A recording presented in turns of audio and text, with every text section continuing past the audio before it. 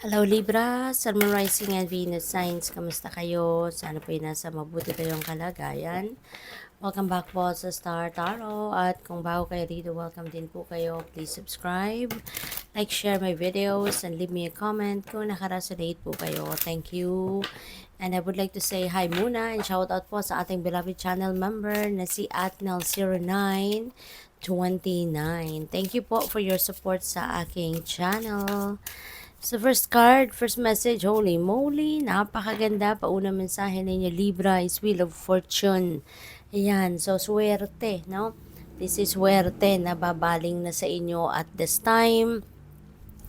This is good fortune and good luck now coming in sa buhay ninyo. Ito yung babalot sa inyo.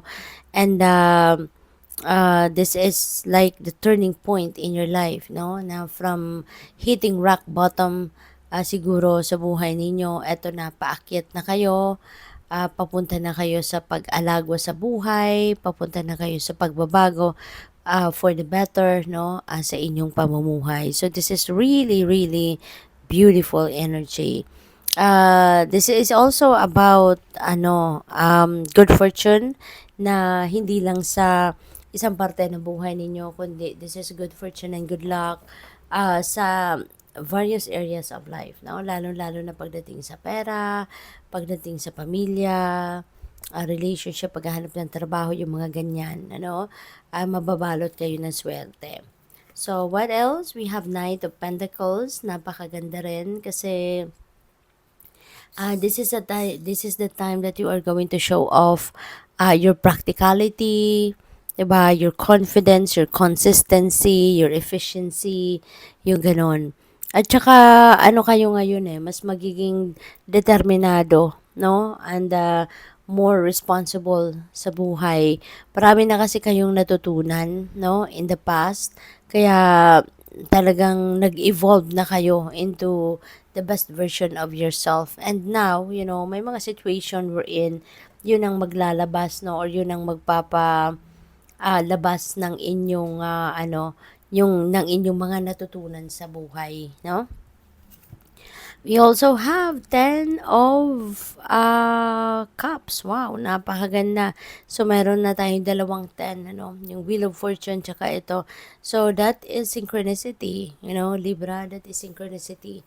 So, I suggest po, tignan po ninyo yan. Very powerful. Angel number 10 for more guidance. Okay? Pakitignan po ninyo kasi marami kayong matututunan dyan. Marami kayong mababasa that might resonate with you.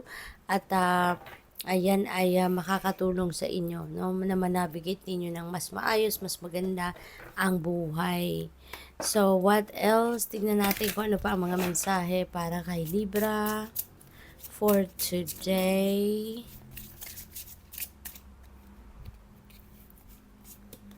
We have number 22, crossroad.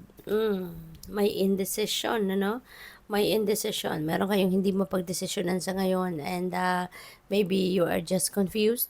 Too many information siguro ang alam ninyo, ang hawak ninyo. Or maybe there are like siguro many choices, no? Baka maraming choices dito, marami kayong options na pagpipilian, kaya hindi ninyo ma-figure out, no, kung ano or kung alin yung kukunin ninyo, alin yung pipiliin ninyo, something like that, no? So, what else? We have the sun. Ayan. So, wow, napakaganda. Things are going to look better in your life, Libra, maganda, magiging masaya, magiging positibo ang mga pangyayari sa buhay mo. This is a time also that you are going to succeed in some areas of life. Merong mga successes dito na makakamit kayo in your life, and that could be in various areas of life, no? Depende yan sa inyong sitwasyon, depende sa pinagsisikapan ninyo, depende sa pinagtatrabahuan ninyo, no? But things are going to look better, no, in your life. And by the way, hindi pa pala ako tapos dito sa 10 of Cups. 10 of Cups is domestic happiness, domestic bliss. Maganda tong magiging masaya na ang inyong pamilya. Maaari kasi na meron ka ding mga Marami kayong mga blessings, no, that the family needs and the family is getting it. Na-experience din ng buong pamilya, kaya masayang-masaya ang lahat. Okay? Possible din na ang iba sa inyo rito is celebrating something. No? Pwedeng you're celebrating love, no, between each family member. Maaring you're feeling blessed kasi masaya ang bawat isa sa pamilya. Kaya yun ang isa sa gusto ninyong i-celebrate. Pwedeng meron ditong reunion, no? Family reunion. Maybe you will be inviting also friends over to join you sa mga kasiyahang ito. Kaya napakaganda. May sense of contentment and fulfillment dito na mararamdaman ang kayo at pati na rin ang inyong mga kapamilya. So we have coffin. This is about ending and beginning. So definitely some things are going to come to an end because maybe it has come to its completion, or pwede rin na talaga mag-i-end yan because tinatanggal mo na or inaalis mo na yan sa buhay mo. And therefore, there is a, tawag dito, there is a transformation, major transformation na po pwedeng mangyari, no, sa buhay ninyo around this time. So, kung ano man ito, this is, you want to, to release them, you want to let go of them para din na makamove on na din kayo. Para na din na makapag-welcome kayo ng bago, makakuha kayo ng replacement, 'di ba? Kasi you can't get something new kung punong-puno kayo, 'di ba? Punong-puno pa ang buhay ninyo ng kung ano-anong bagay.